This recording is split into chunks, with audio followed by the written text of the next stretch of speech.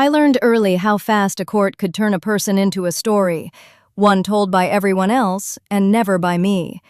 The day they cast me out, the air itself felt poisoned, like the castle stones had swallowed someone's bad intentions and breathed them back through every archway. I was a healer. That was the only word anyone seemed to understand about me, even when I grew tired of how they used it, like it was a chain and not a craft. I'd been summoned to the inner hall because a noble's son had collapsed with a fever that wouldn't break. The healers before me had done what they could: poultices, bitter infusions, prayers whispered by women who hadn't lost enough to learn what prayers couldn't fix. But when I reached for the boy's wrist, the pulse beneath my fingers stuttered, as if it was being strangled from the inside. The bloodline curse was subtle at first, like mold growing under wallpaper. A flush of wrong color, a heat that didn't belong in skin, a tremor that spread from the veins into the bones.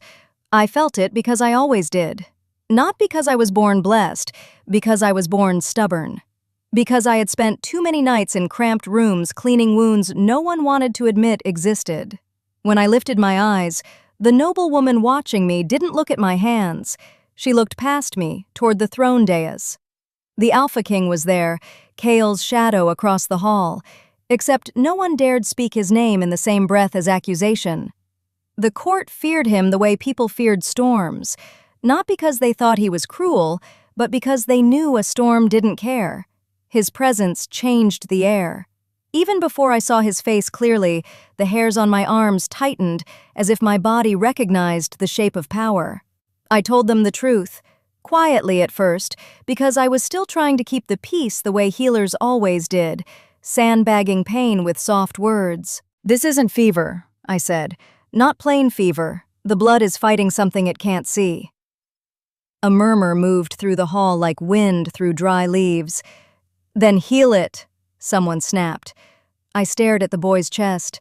The curse made itself known in the smallest movements: breath that came too shallow, skin too warm, a sweat that smelled wrong. I pressed 2 fingers where the pulse throbbed hardest and held them there until the noblewoman's impatience began to vibrate in the air. "It needs a binding," I said. "A break, really. Something inside you, something old, has been misaligned. If I try to force it like a normal fever, it will only sink deeper." "You speak in riddles," the noblewoman hissed.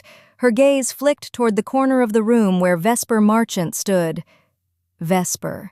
She was one of the court's favored attendants. Smooth voice, polished manners, always close enough to look innocent. I'd never trusted the way she smiled. It made her eyes look like ice set into velvet. When Vesper met my gaze, her expression didn't change, but something in the air did. I felt it like a shift in pressure before a storm breaks. The noblewoman leaned forward. "The king's bloodline is protected. You're implying the curse is active now." I could have swallowed the words. I could have turned them into something softer, something safer, something that wouldn't threaten anyone's position. But I'd learned that courts didn't punish lies. They punished truths. "The curse is active," I said, "and it's looking for a vessel. It's already touched him." Silence fell. Not the polite kind, the kind that makes you aware of your own breathing. Vesper's hand tightened on her glove. Someone in the crowd whispered, "She'll be punished." But I didn't understand yet how the trap was already set. I took the boy's palm and opened his fingers. The curse lived in tiny details. Under his skin, I saw a faint web of discoloration, like veins trying to become something else. I turned to the court officials. "He needs a cleanse and a seal, but the seal has to be made with blood that recognizes the curse. Not any blood, not just anyone." "What are you suggesting?" Vesper asked. Her tone stayed sweet. That was how she hid the blade. I looked at her and saw, finally, the certainty behind her eyes. She didn't want the truth healed. She wanted it used. "I'm suggesting," I said carefully, "that the king's bloodline has been kept bound to an old agreement, and someone has been feeding the curse. Quietly. Purposefully." The hall shook with a sound that wasn't a shout. It was the court reacting to the idea that power could be stolen from them. My words were a match tossed into dry oil. The noblewoman's face blanched. You're accusing the court? I lifted my chin. I'm accusing the behavior that keeps the curse alive. Then Vesper stepped forward. She moved like she'd been invited to this moment, like the script had been written for her. "My lady," Vesper said, glancing at the noble woman, "this healer has a habit of dramatizing sickness. I've seen her stir fear to gain authority." The noblewoman seized the opening. "So you believe she's lying?" "I believe," Vesper replied, "that she's convenient. Accuse the wrong person and the court corrects the problem. But if she's wrong, if she's inventing a curse, then she's dangerous." Dangerous. That word made the guards shift their weight. I looked toward the dais. I wanted to see the Alpha King's face. I wanted to see whether he'd judge me on truth or on convenience. But the crowd was thick, and every gaze pressed down like hands. When I finally caught a glimpse of him, my breath snagged. Daxton Wormblood sat like the mountain itself had learned to breathe. His eyes were storm dark, his expression carved into stillness. He didn't rise. He didn't need to. His presence was enough to make everyone remember they were small. I held his gaze. "I'm not lying." The boy coughed weakly. The noblewoman hissed, "If she isn't lying, prove it." How do you prove a curse in a court that wants a villain more than it wants healing? I could have asked for time, I could have negotiated, but I was done begging for scraps of belief. So I did the only thing I could do. I placed my palm over the boy's chest and felt the curse recoil. It was like touching a bruise that never healed, like feeling the shape of something trapped. The air tasted metallic. My vision blurred at the edges, not from sickness but from recognition. Because beneath my skin, beneath my bones, something answered. Not power like fire, power like a door unlocking. The curse tried to latch onto me. It reached, curious and hungry, and my bloodline, my unknown curse of my own, pulled back. I swallowed hard and pressed my thumb into the web of discoloration. The boy's breath hitched, his eyes fluttered. I spoke, softly, like I was calming an animal. "Stay with me." But my voice didn't sound like mine. There was another tone underneath it, older, deeper, a rhythm my body didn't know it carried. Vesper's expression sharpened with fear. The noblewoman's gaze snapped to Vesper. "Do you see?" Then Vesper did what she always did when the truth threatened her control. She made it look like accusation. She stepped toward the dais and lifted her voice for the hall to hear. "My king, she's trying to draw the curse into herself. That's why she insists on sealing it. She wants the power." The words landed perfectly. Courts loved greed. Greed was simple. Greed made sense. They didn't want complicated truth. Daxton's eyes narrowed. His gaze shifted to me, and for a moment I thought I'd misread the storm into something gentle. Then he rose. The hall tightened around us, wolves without visible bodies, teeth behind every breath.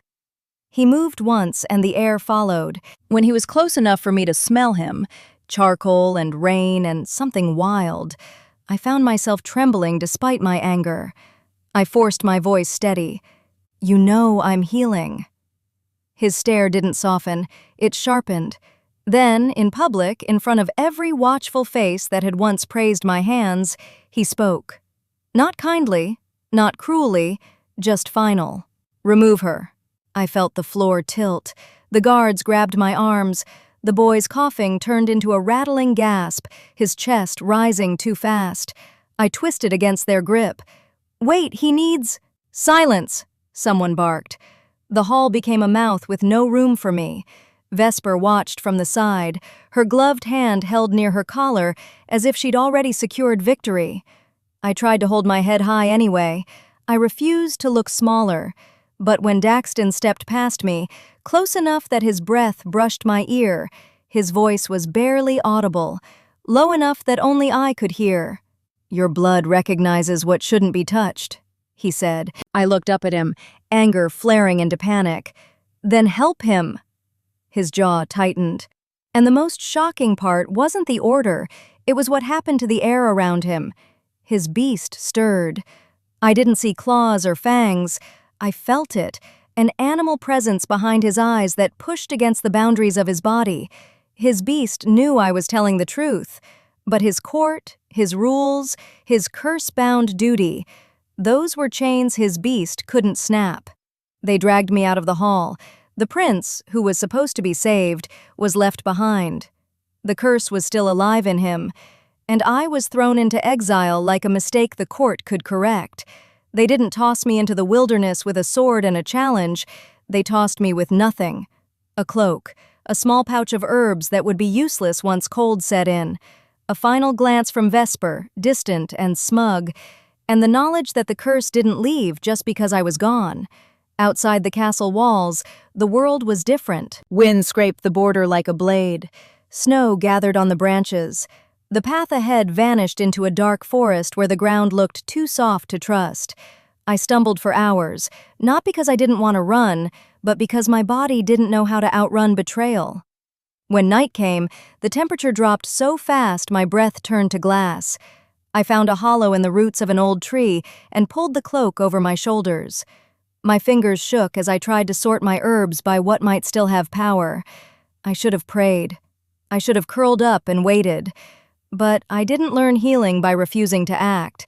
I used what I had on myself first, an antiseptic rinse, a paste to draw out bruising from the guard's grip. The bites of cold made my skin sting, and pain sharpened my mind. I told myself it would be fine. It would be fine until morning. Until I heard it. Not wolves exactly, not the normal sounds of forest night. A whispering hiss, like breath through teeth. Then I saw the thing coming from between the trees. A shadow with a wrong silhouette, too long in the limbs, too intent in the way it moved.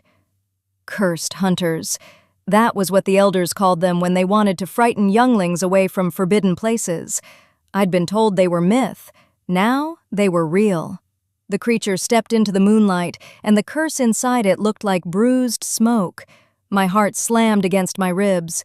I backed up until the hollow behind me hit my shoulders. Go, I whispered to myself, as if the forest might listen. But the creature didn't care. It lunged. I moved on instinct. I grabbed the pouch and threw herbs like a shield. They scattered across the ground and made a faint hiss as the smoke touched them. The creature recoiled for half a breath. Not enough. It lunged again, faster.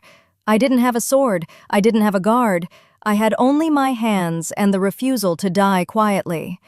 I slammed my palm against the ground. The curse in my blood answered like it had been waiting for permission. A faint warmth flared under my skin, spreading through my veins. The air thickened. The creature's smoke shuddered, and suddenly the darkness around it peeled back like wet cloth. For a moment it looked confused, as if it had reached for something and found only emptiness. Then it hissed again, angrier. I forced my breath steady and pressed my fingers into the soil, sensing where the curse lines in the world were tangled. Healing wasn't always bandages. Sometimes healing was unmaking. I opened my mouth to speak the rhythm that had hummed beneath my voice in the court hall. A sound gathered on my tongue, ancient and stubborn. Before I could finish, the forest exploded with movement. Something crashed through branches and snow. A pack surged into the clearing, silent, coordinated, bodies like shadows with eyes that burned. The cursed creature stumbled back as the wolves circled. I couldn't see the man at first, only the way the air tightened around him. Then a figure stepped forward from the pack. Daxton Wormblood. His presence was a blade with no hilt. He didn't look surprised to find me. That fact cut deeper than the rescue. I stared at him through breathless shock. You... He didn't let me finish. He spoke like an order to the world itself. Back. The cursed creature hissed, writhing as if it was being pulled on invisible chains. Daxton advanced one step. His wolves tightened their ring. His beast moved, felt more than seen. The creature's smoke flared and then collapsed, shrinking into the ground like rot being swallowed by earth. Silence returned. I could hear my own breathing and the distant creak of frozen branches.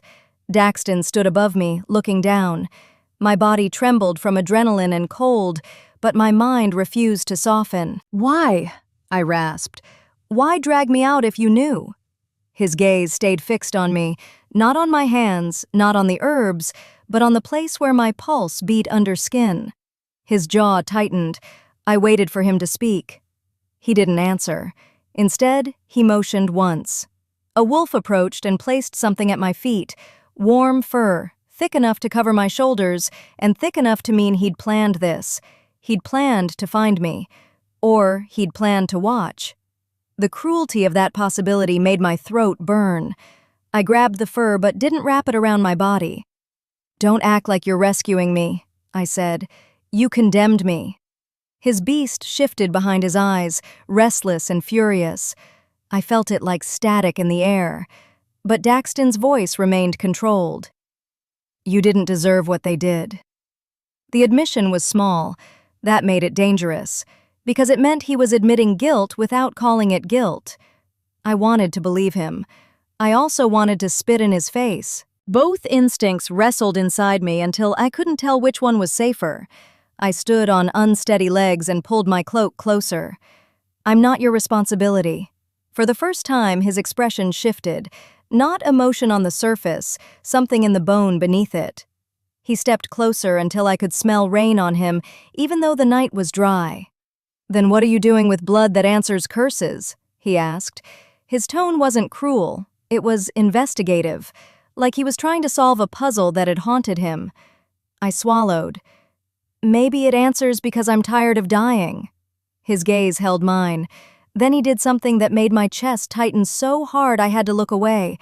He extended his hand, not toward my face, not in comfort, but in a direction, toward the dark line of the forest that led back to the castle. "Come," he said. I flinched. "You can't order me, not after—" His wolves rumbled, not threatening me exactly, but reminding the night who protected whose boundaries. Daxton's eyes lowered to my hands that still trembled from cold and from the faint aftertaste of the curse I'd unmade. "You're not safe out here," he said. I wanted to argue, but I also remembered the cursed hunter collapsing like it had been caught between two truths. I didn't want to need him. I didn't want his protection to become a debt. Still, when I looked at the path behind him, at the way the forest seemed to swallow light, I made a decision that was mine alone. "I'll walk," I said, not because I trusted him, because I refused to be carried like a prize. He nodded once. His pack flowed around us like a living corridor. As we moved, I couldn't stop watching him out of the corner of my eye. He didn't speak much. He didn't ask for gratitude. But the longer I walked beside him, the more I realized something. He wasn't calm. He was holding himself back, like a man trying not to touch a wound that could never fully heal. When we reached the border beyond the castle's protective wards, the air changed. It warmed. Not with magic fireworks, just with the steady, lived-in comfort of power that was old and rooted. Guards appeared at the gate. They bowed and their eyes widened when they saw me. One of them looked like he wanted to reach for me, and then remembered the court's decree. Daxton's voice cut through the hesitation. "She stays." The order was final, but the pack's attention shifted. Careful, observant.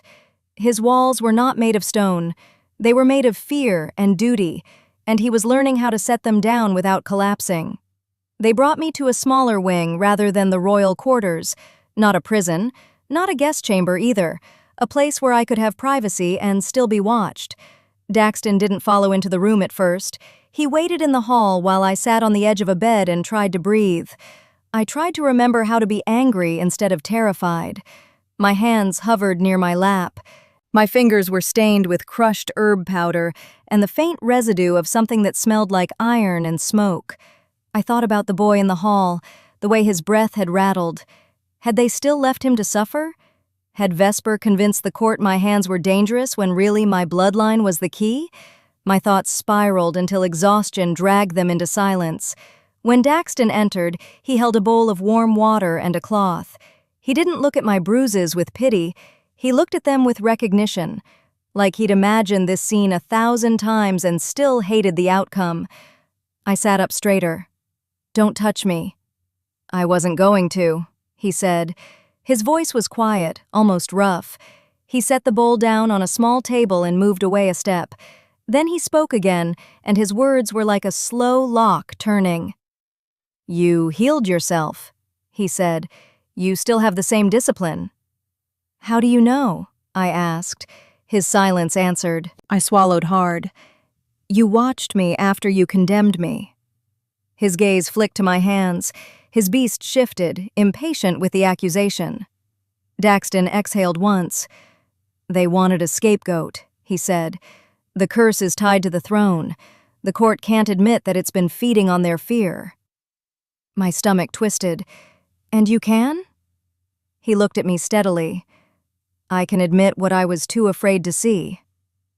The way he said afraid, careful as if the word was taboo, made my chest ache. I didn't want softness. Softness made me believe, but my agency demanded proof. So I stood and reached for the cloth myself. The movement surprised both of us. I dipped it in the water and began to wipe the dried herbs from my wrists. "My agency isn't yours," I said. "If you keep me here, you do it because you're responsible for what your court did." Daxton's throat moved. He didn't argue. Instead, he walked to the window and looked out over the forest, his shoulders tense as if the night could hear us. "I can't undo the sentence," he said. I squeezed the cloth until it wrung droplets into my palm. "Then what can you do?" He turned back slowly, like every movement cost him. "I can make them stop using your name as a weapon," he said. "And the boy?" I pressed. "And the curse?" His eyes sharpened. "I sent men to locate the patient. They refused to bring him to me until you were gone." So they'd already made decisions without me. They'd decided my exile was an excuse to do nothing. My throat tightened, but I didn't collapse. I reached for the hidden strength that lived under my fear. "Then bring him," I said. Daxton held my gaze for a long moment. Then his beast answered first. A low rumble rolled through the floor like distant thunder. His pack outside the door stirred in response. Daxton spoke again, voice strained with restraint. "You will help him."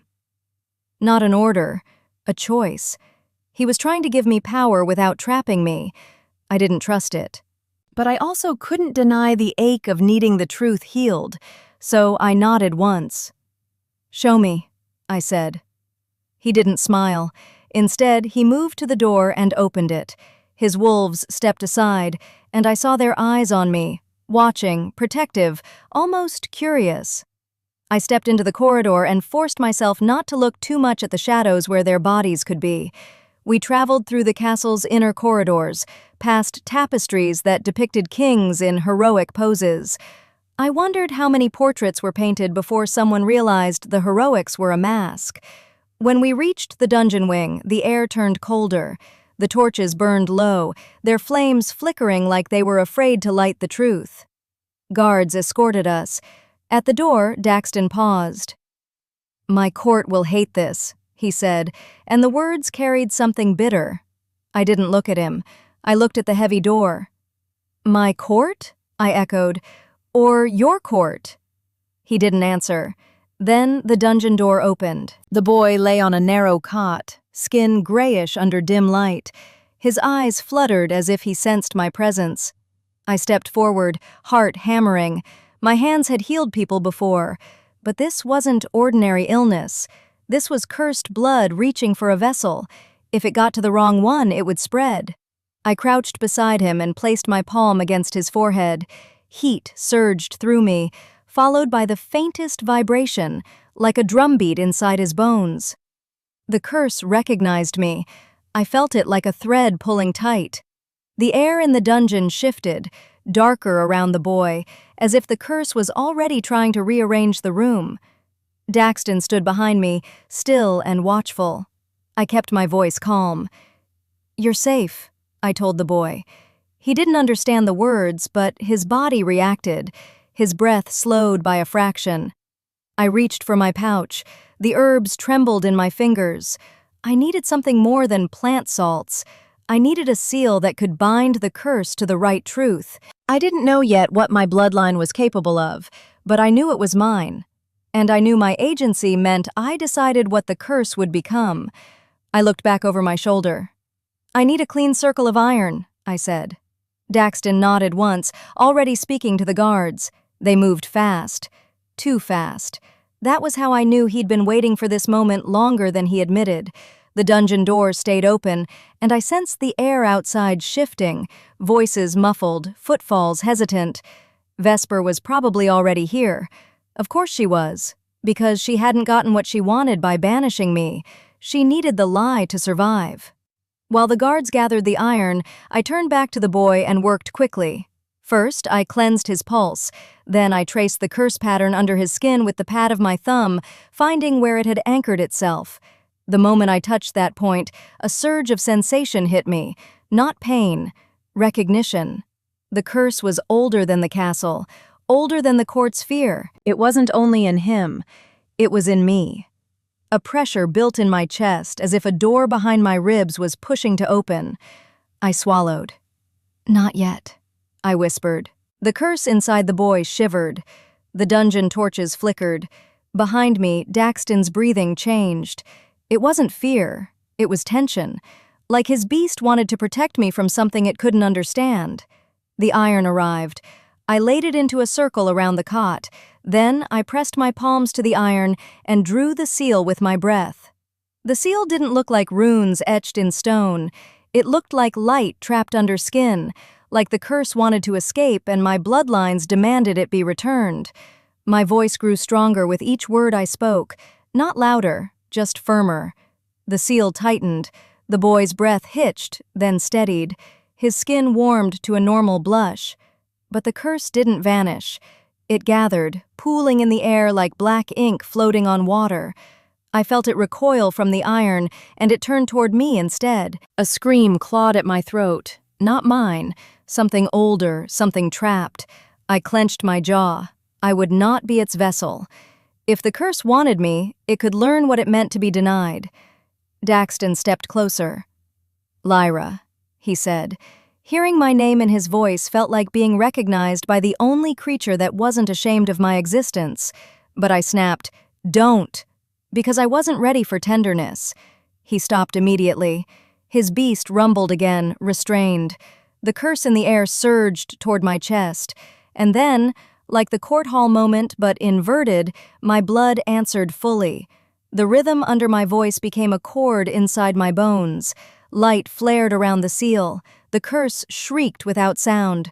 For a heartbeat, I saw flashes. Before the castle, before the court, before the sentence. I saw my bloodline chained to a vow. I saw an heir promised to break the curse. And I saw the promise twisted by people who feared losing control. I didn't know I was part of prophecy. I didn't know my ordinary healing had hidden power. But I knew what it felt like to own it. I tightened my hands around the air itself. The curse snapped back into the seal. The iron circle flared gold, then darkened to normal metal. The boy's eyes widened. He coughed once, deep and real. He was alive. I collapsed to the floor, not weak, just spent. Daxton knelt beside me. He didn't touch me at first. His wolves lowered their heads as if acknowledging a ritual. His voice was low. "You broke it." I stared at him, breathing hard, sweat cooling at my temples. "Don't claim what I did," I said. "I broke it." He swallowed. "Then accept what comes next."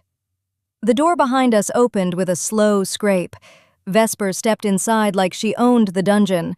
Her glove clicked softly against the iron stand she passed.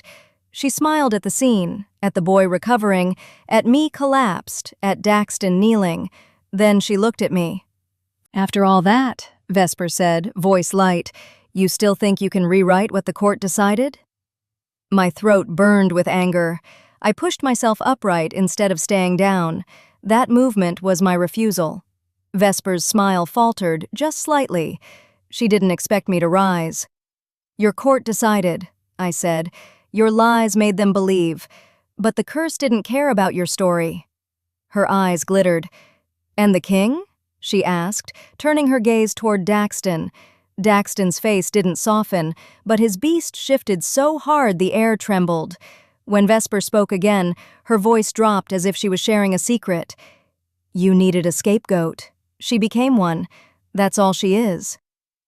I watched Daxton's hand flex. Then I realized something.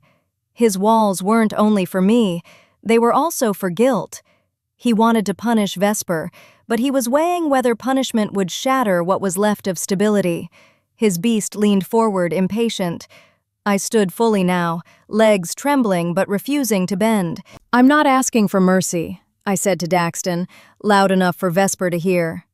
Vesper's eyes narrowed. "I'm asking for accountability," I continued. Daxton's gaze fixed on me. The silence between us felt like an oath. I turned to Vesper. "You fed the court fear," I said, "and you fed the curse the right kind of doubt." Vesper's composure tightened. "My king," she said, and the title sounded practiced. "If she has power, it doesn't change what she tried to do in your hall. She tried to claim authority." I laughed once, sharp and humorless. "Authority?" I echoed. "I offered healing. I offered truth. You offered a narrative."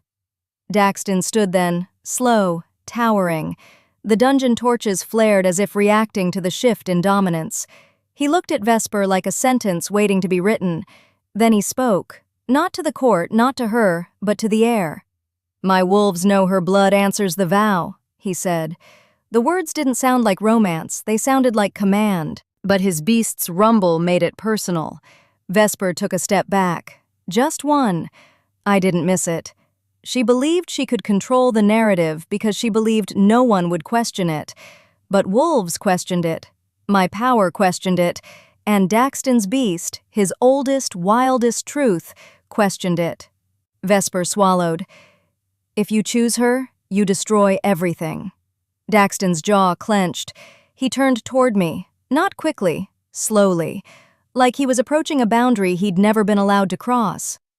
"I chose another path once," he said, voice low. "I let the court steer my sentence." My chest tightened. He wasn't confessing love, he was confessing responsibility. Different, more dangerous. He looked at my hands, at the faint tremor still lingering there. "You're not broken," he said. "They broke you to keep you quiet." I blinked hard. The dungeon light blurred. I didn't want to feel anything, but my body had been carrying grief for too long.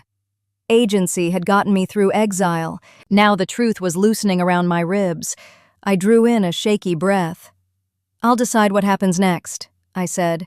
Daxton nodded once. His pack shifted. Their eyes stayed on Vesper. Not hatred, judgment. And then, shock. Daxton turned his gaze to the guards and gave an order that wasn't punishment for punishment's sake.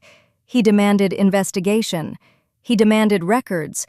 He demanded the curse be tracked not just in the body of the sick, but in the hands of those who had manipulated it. Vesper's smile disappeared completely, because she knew what proof looked like, she knew what evidence would reveal, and she knew her role. I realized with a cold clarity that she'd never only been trying to protect the curse, she'd been trying to keep my bloodline from breaking it, because if the curse ended, her influence ended, and her life as a trusted face would collapse like a house built on rot. When the guards escorted Vesper away, she didn't scream, she didn't beg, she just walked out with eyes locked on Daxton, like she expected him to regret choosing accountability over comfort. I watched until the door shut. The dungeon felt too quiet. Daxton turned back to me. His voice was rougher now, stripped of performance. "You shouldn't be alone," he said. I stared at him. "You don't get to decide my boundaries." "I'm not deciding them," he replied. "I'm offering you a place to stand."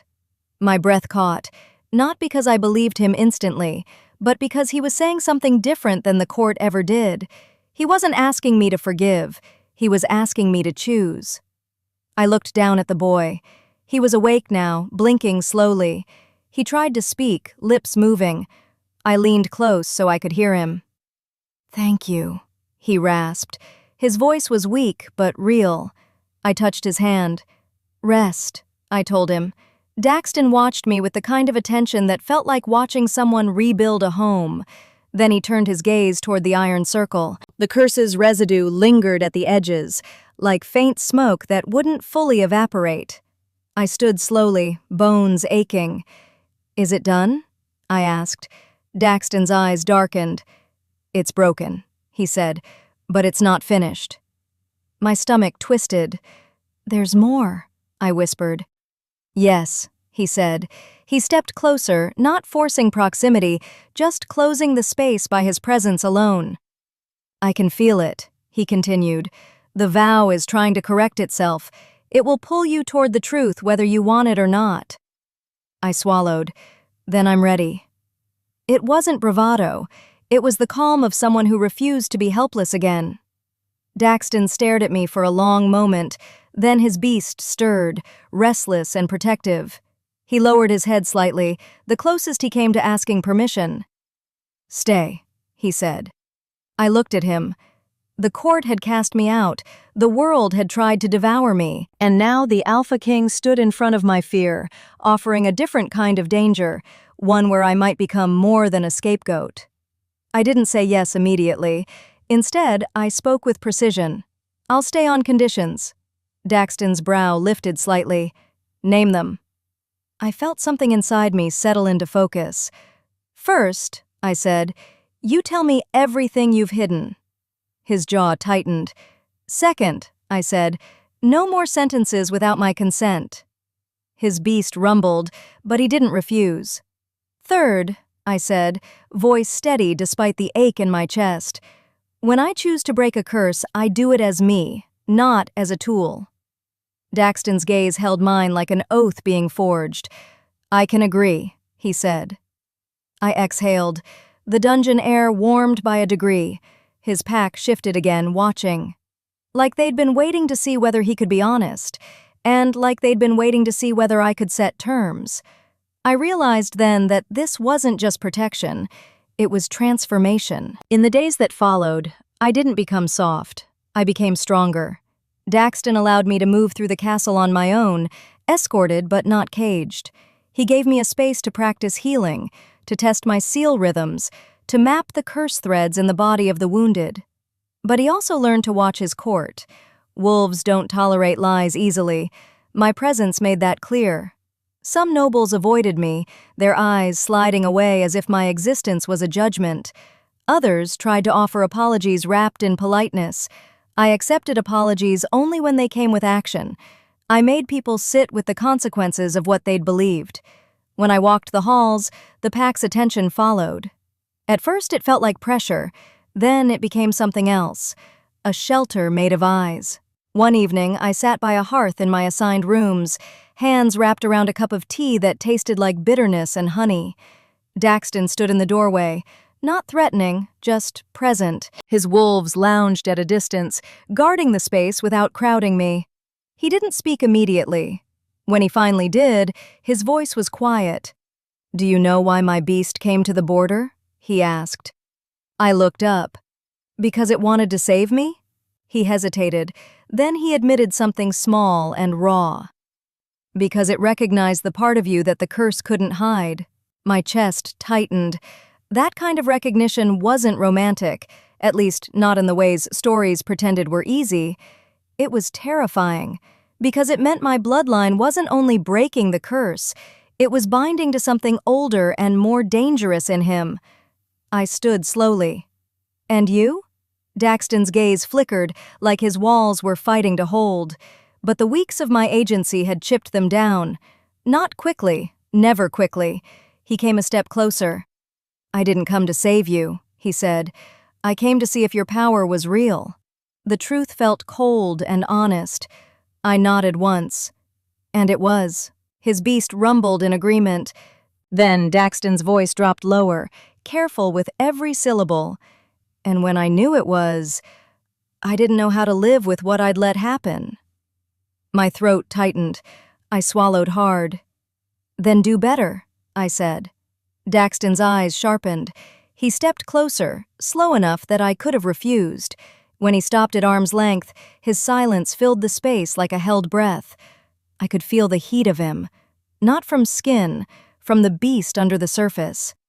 A tug pulled at my awareness, like the vow tugging at the curse threads. It wanted to connect. It wanted to complete. But I didn't give in blindly. I lifted my chin. No more hiding behind responsibility. I said. Daxton's jaw flexed. "I will tell you," he replied. Then he finally showed me the hidden truth. Not all at once, slowly. He explained that his bloodline had been bound to a curse vow, protecting the realm by keeping a hidden heir trapped in the shadows of court politics. The vow had demanded a kind of sacrifice. Once, an ancestor had chosen to hide the heir, but that choice had become a system. Power became control. Control became betrayal. And when Vesper had risen in the court, she'd found the seams and learned how to stitch them back into place. I listened, heart pounding, because the more Daxton revealed, the more I realized the accusation against me wasn't only a lie, it was a mechanism, a way to silence the only person capable of breaking the curse. My voice shook when I asked, "So you knew the truth?" Daxton's eyes didn't flinch. "I knew pieces," he said. "My beast knew more." I remembered the way his beast had stirred in the court hall. I remembered the way it had recognized me at the border. So his hesitation wasn't emptiness. It was fear. Fear of losing what he thought he had to protect. Fear of admitting that his throne was built on old bargains.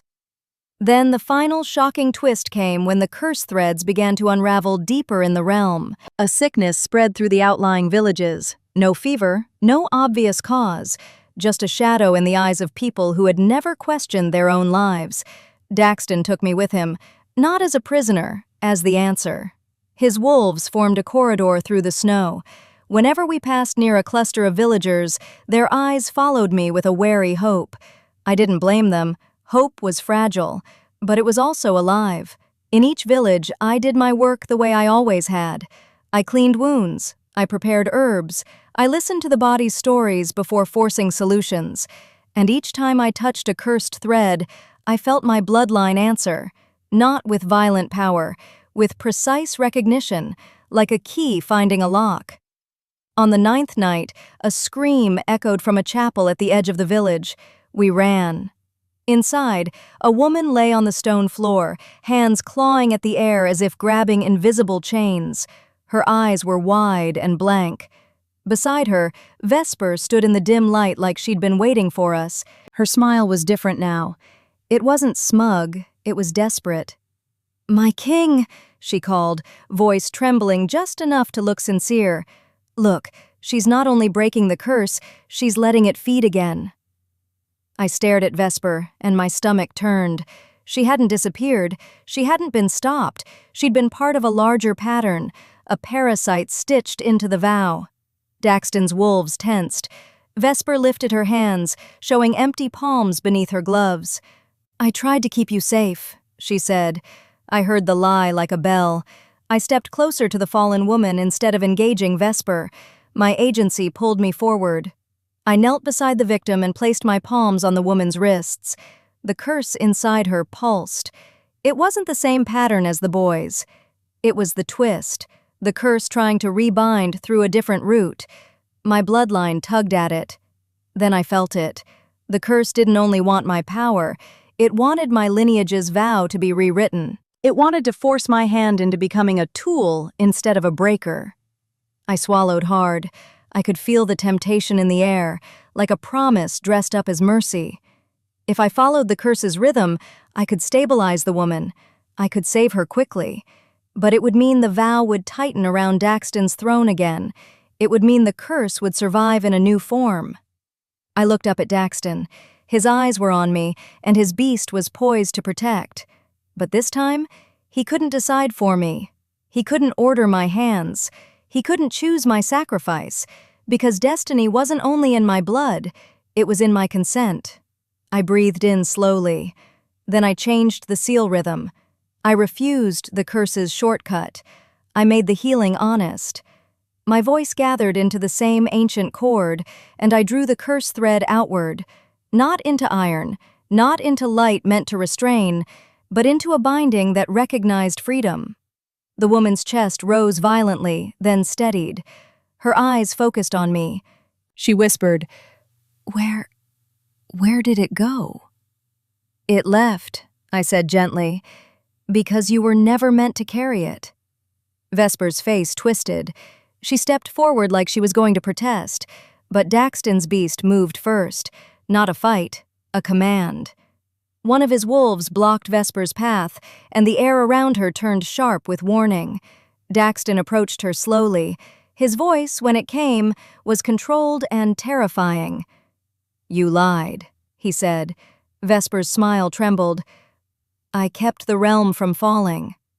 Daxton's gaze flicked to me, then back to her. "No, you kept your hands on the strings." Vesper swallowed hard. I watched her hands. Her gloves were immaculate, but her wrists trembled. She wasn't fearless. She'd only been protected by other people's fear. Daxton turned to the villagers, raising his voice so they could hear. "This bloodline curse has been weaponized," he said. The villagers gasped. And then, as if the world needed proof to believe, I stepped forward and showed them the residue of my seal. A faint mark remained on my skin, like gold thread under skin that faded into normal color once my breath steadied. I didn't explain prophecy. I explained consequences. "Lies feed curses," I told them. "Truth breaks them, but truth requires consent. It requires choice." My voice shook, but I kept it strong. Daxton watched me like I was becoming something he'd only dreamed was possible. Later that night, back in the castle, the final twist arrived.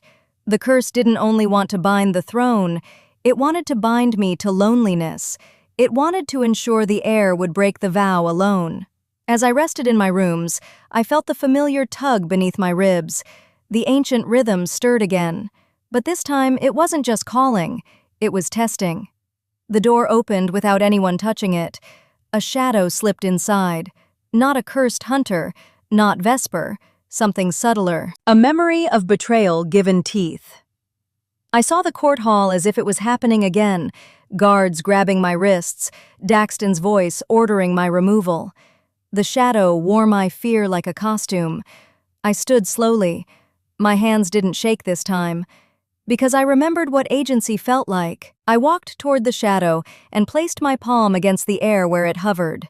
The curse memory recoiled, my blood answered, and then the shadow shattered, not with violence but with clarity. A low growl filled the room. Daxton stepped in. His eyes were darker than before, not because he was angry, because he'd felt the same tug. He'd felt the curse testing the bond it wanted to force. He moved closer but stopped at arm's length, waiting. "Did you—" he began. I cut him off, voice steady. "I didn't let it decide." Daxton's chest rose slowly, like he was learning how to breathe around gratitude. He reached forward, palm open. This time, I didn't retreat. I let my fingers touch his hand. His skin was warm. His beast was still present, but it wasn't a cage. It was a guardian. The moment contact happened, the air changed. The bond between our bloodlines pulsed, not as romance, not as a promise spoken quickly, but as destiny recognizing that we had finally stopped pretending we could be separate. His eyes locked onto mine. I didn't say the words that stories liked. I didn't ask for love like it was something owed. Instead, I asked for a future built on truth. "Will you keep choosing me?" I asked. Daxton's jaw tightened. He looked at me like he was shedding something beneath his skin. His beast shifted, restless with devotion that didn't get the chance to become cruelty. "I already did," he said. But he didn't stop there. He lowered his head slightly, as if acknowledging a vow. Then he spoke like a man finally brave enough to be honest. "I will do the work. I will confront what I hid. I will give your power a throne that doesn't steal consent." My throat tightened. Tears burned behind my eyes, but I didn't let them fall yet. I wanted to be sure. So I waited. He didn't rush me. He didn't demand forgiveness. He only held his open hand there, offering me a choice again and again. I exhaled slowly. Then I placed my other hand over his palm and threaded my fingers through his. The gesture was simple, but it felt like an oath-breaking and remaking at the same time. His beast exhaled a sound like relief. His wolves outside the door shifted, as if they'd been holding their breath for months. I leaned closer until my forehead touched his. Not as surrender, as agreement. In the quiet that followed, the castle felt different. Not safer because Daxton was powerful, safer because he was accountable. Not warmer because I'd been rescued, warmer because I'd chosen to stay. And as the curse threads finally unraveled completely across the realm, without needing a scapegoat, without needing a lonely heir, the world didn't just break its chains. It made room for something new. I didn't become someone else. I became more myself. The Alpha King's walls came down slowly, brick by brick, not when I begged, but when I set terms and proved my power could heal without taking. In the days after, the court gathered for a final reckoning. Vesper was gone, stripped of the influence she'd worn like perfume. Some nobles were ashamed, some were angry, some were afraid, but fear no longer controlled the narrative. When the Alpha King stood beside me at the throne dais, his beast's presence softened, not because it surrendered dominance, but because it recognized a new authority. Me. My agency. My consent. I didn't step back. I stepped forward. And when I looked at Daxton, I saw the slow burn truth in the way his wolves rested at our feet, in the way his beast stayed close without swallowing my choice. I knew the bond wasn't a cage. It was a promise we built with our own hands. The curse was broken, the betrayal was named, and the throne finally belonged to the healer who had been cast out, chosen not despite her power, but because she learned how to wield it. When the realm's night finally calmed, when the last shadow of the vow faded into honest legend, Daxton lowered his voice beside my ear.